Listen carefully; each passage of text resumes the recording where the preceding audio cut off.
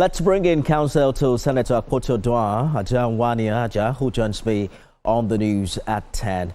Thank you for joining us this hour. The Senate says there is no valid court order compelling the distinguished senator's reinstatement. On what legal grounds did your client show up at the National Assembly today, and what interpretation of the court ruling are you relying on? Well, the Senate and its leadership is misapprehended as to the import of the judgment of the court the last time. You agree with me that, in fact, if you want to know the particular orders made by a court, you don't need to go to the judgment of the court. You need to go to the enrolled judgment orders. And there you see, because if you look at the judgment, there will be bits and pieces of the storyline of the case. But then when you want to look at what the pronouncements are, you go to the enrolled judgment order. The enrolled judgment order contains 12 orders. Now, or 12 pronouncements. Now, if you look at the document, you see the lawyers who appeared for the matter on the day of judgment. The next thing you see is, it is hereby ordered as follows. You see order 1, order 2, order 3.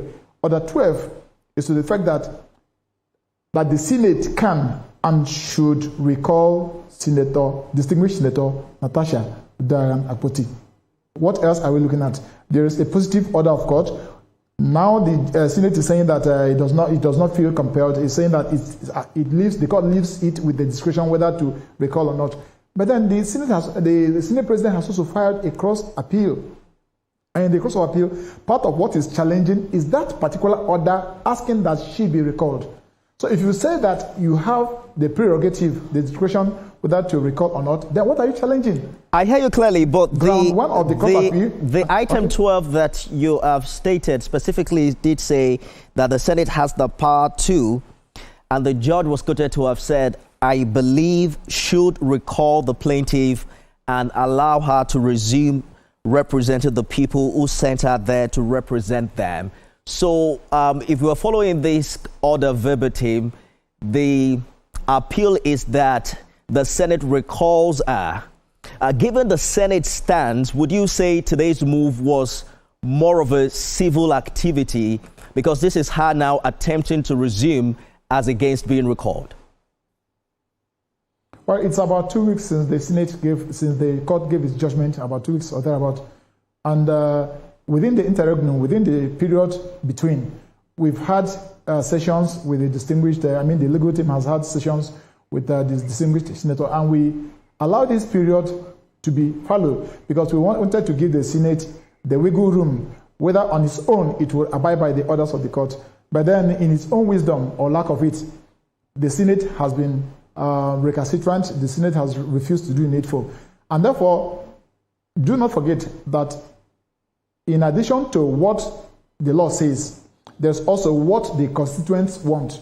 The constituents have also digested the wordings and letters of the judgment, and they are of the view that, Madam, we sent you to go and represent us. The courts have validated the fact that you need not stay beyond 14 legislative days as a consequence of the suspension. The courts have said this lady should be recalled.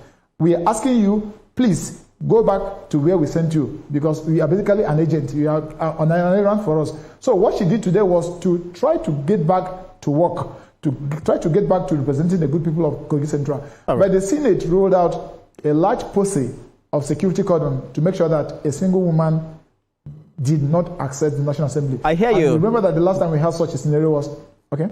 Yes. I'm just wondering what you consider the legal pathway from here. Will you be heading back to court to seek an enforcement order or possibly a contempt charge given the Senate's defiance? You see, if today didn't happen, if we had started contempt proceedings against the Senate and its leadership, probably they would have said she didn't come. And therefore, we could not have gone to drag her from the house. But today has happened, which means an attempt has been made by the distinguished senator to access her office and continue her job as representing the good people of Kogi Central. And she was forcefully denied entry into the hallowed chambers of the Senate. In fact, into the premises of the Senate, into the inner premises of the Senate. Therefore, we now have grounds to believe that, yes, the judgment of the court, the orders of the court have been flouted. So if we want to initiate contempt proceedings now, we now have legal basis to do that. Because if today didn't happen, then there's no way at all we could have had a valid argument that the National Assembly, the Senate, was in contempt of court. But today, it is open and glaring before the whole world that they refused. They rolled out the machineries of state to stop distinguished senator from going back to work. Good place to live it. Counsel to Senator Akpoto Doa, Ajanwani Aja, thank you for talking to us on the news tonight.